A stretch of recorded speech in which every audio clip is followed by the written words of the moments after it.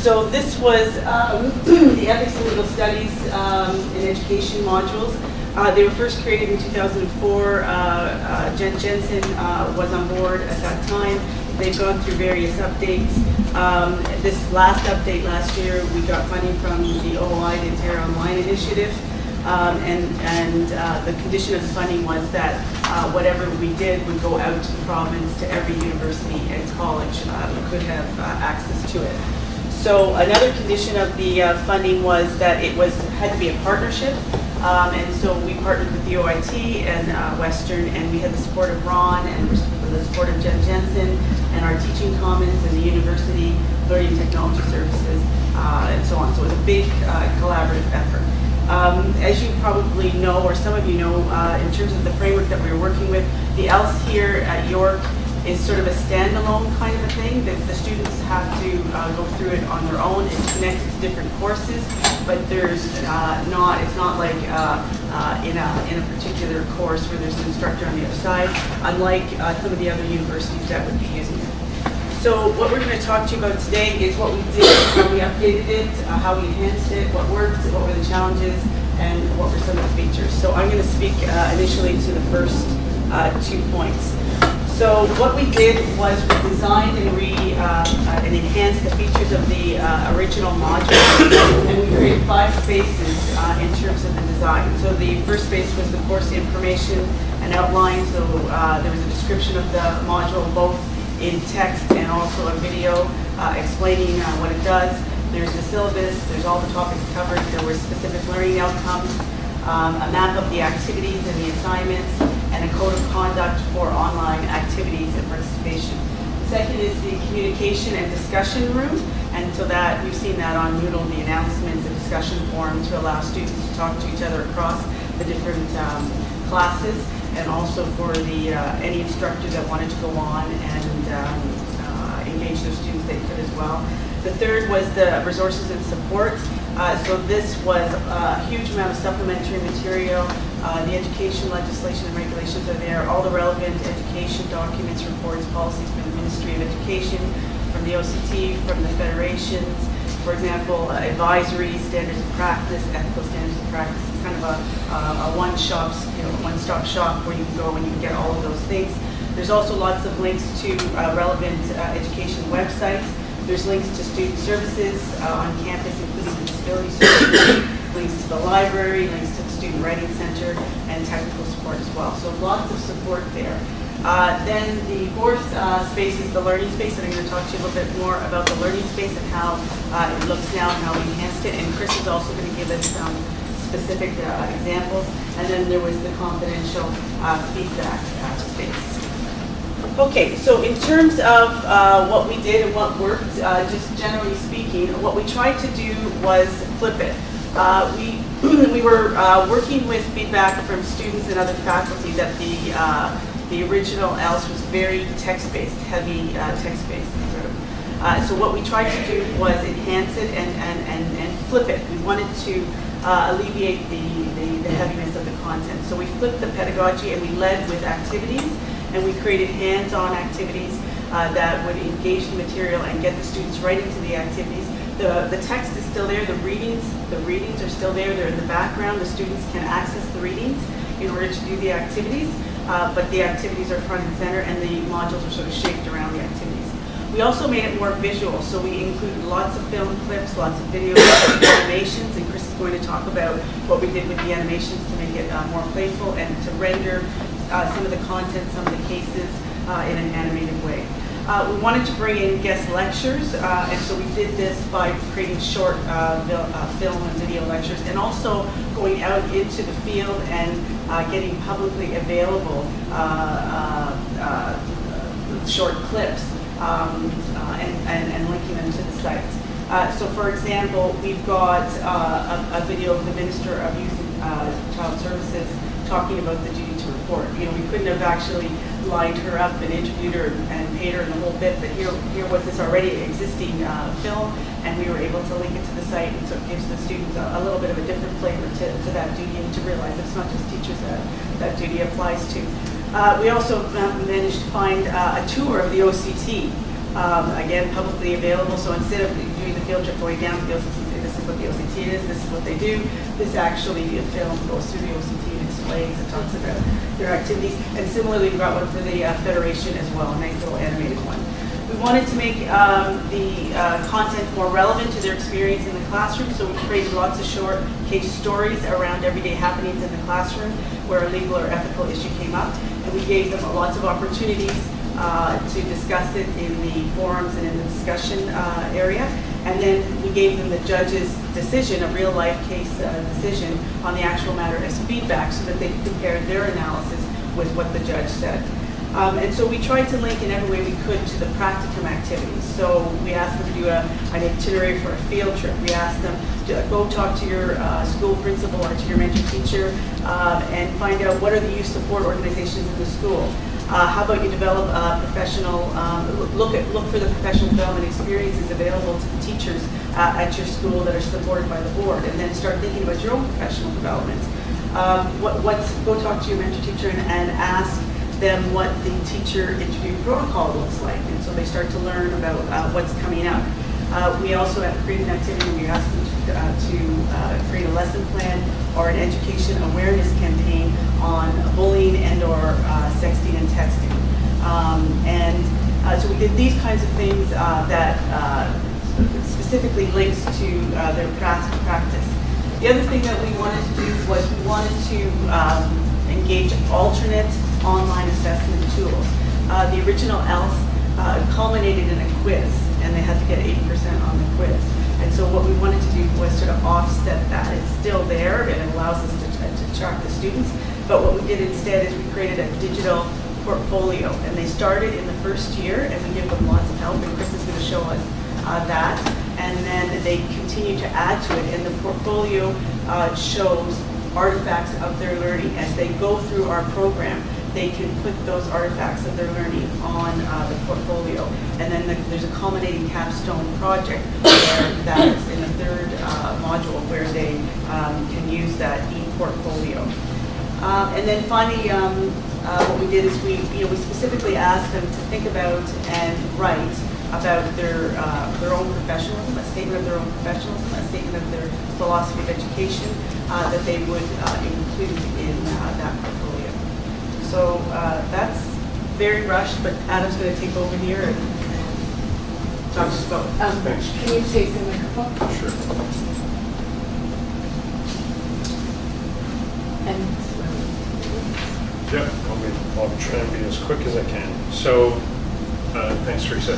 So I've worked on the first OY, and this was my second experience. So this experience brought a lot of positive and challenging aspects.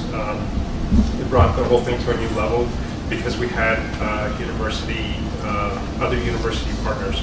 So some of the positive outcomes, we had internal partners. Teaching Commons helped us out. Learning Technology Services helped us out, and they provided a number of really useful components to developing these particular modules. But in particular, from the University of Ontario Institute of Technology, Michelle Dubec really helped us out because she had different needs, so the collaboration and different approaches to things made the process outcomes stronger. Also, she forced us to really rethink the components of delivery because of the different needs by the different partner, and helped us to think through some of the delivery of the course material because they work on a different platform. So it all resulted in, I think we came up with a much more flexible design, and it helped us think through what student success meant, regardless of the institution. So it was a more broad perspective. We also had really a number of challenges. Some of those challenges also stemmed from partner involvement because there were so many partners. We were ready to get going on the work back in January, but because of the number of challenges, we didn't really hit the ground running until around June, right? And also one of the partners dropped out, and so that can cause a lot of challenges in managing the project. We had some legal and intellectual property challenges with regard to the course resources.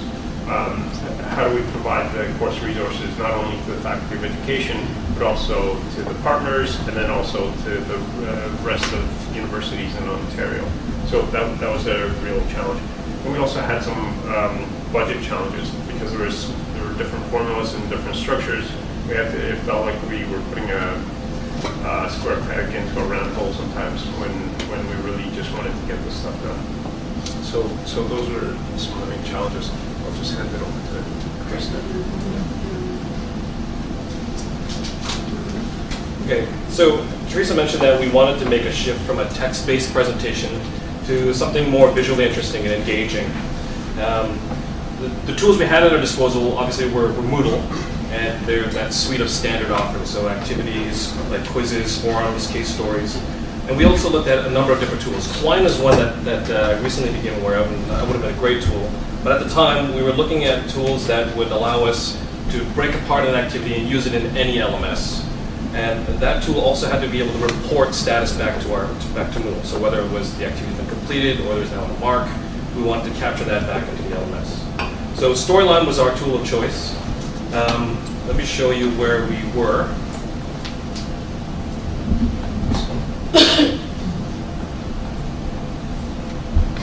This is where we were. This is the text, mostly the text-based presentation of the course. And this is where we went. So I think a little more visually interesting with the insertion of graphics. But the real meat is in all of the new activities that are now available. So just wanted to show you a few examples of the activities that we developed. The first one here is this activity called Peter's OSR, and this is developed in Storyline.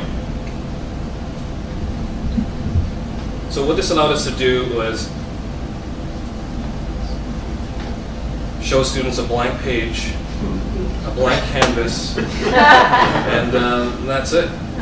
Okay, let me go to another exercise. Very slow. Yeah. The jargon buster.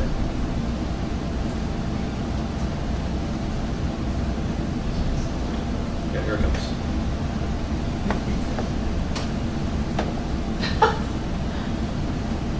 So with Storyline, we were allowed to do a more unique design with the activity. We were able to take some of the more standard quiz questions and change them up. I mean, this is not a good example. We'll go to the next one. So this is not a particular thing that you could do with Moodle, and this is kind of neat, I think, because you can match the term with the abbreviation, and this could be reused in all kinds of different activities. What's great about this too is you get this instant feedback. You can do that for each of the questions. So again, this is really just a basic quiz, but we presented it in a very different and I think more interesting way. And if I were to progress through the rest of this, at the end of the activity, I get a mark, and that mark gets sent back to Moodle. And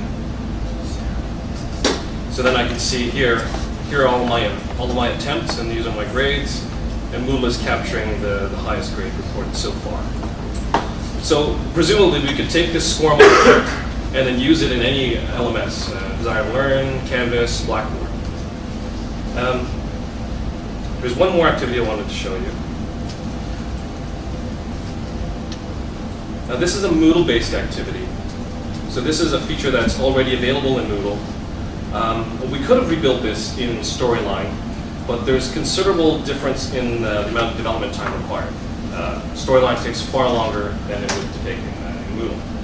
The advantage, though, with this particular exercise, this is a branching exercise, so you're given a scenario and set a response based on what you think would be right. And again, you get the instant feedback. So Moodle generally leaves much to be desired in terms of interface and visuals. But what's great about this particular tool in Moodle is that you get these reports, and not only can you see at a glance all of the student marks, but you can also go into detailed statistics, and it allows you to see, this is the correct response, and this is how many times the learners have clicked that box. So looking at the detailed statistics, you can maybe assess how effective this activity is. So if 100% of everyone, if 100% of the learners are clicking on this box, maybe the other potential responses aren't adequate enough. No idea, something like that. So altogether, the number of activities from where we were to where we are practically doubled. I think they almost doubled. Another thing I wanted to show, this is the last thing. Yeah, last thing, is the idea of progress and tracking completion. So what we've done here is this faded out box is not visible to students. But there's these conditions that are set so that once a student completes all these conditions, or completes all these activities, they get this badge, this achievement unlock badge. And then that then allows them to go to the final quiz. So they don't see the badge until they've met all of these requirements. From an instructor's point of view, they can check on the progress of their students by going to View Course Report. Now there's 352 students in this course, but we've broken it down by groups so that Theresa, for example, could go into her class and just see the students in her class and then check on their progress. So it was through a combination of development in both Moodle and in Storyline that we were able to meet our objectives in terms of creating enhanced and shareable activities, and most importantly, to deliver them on our targeted deadline. Thank you. Okay.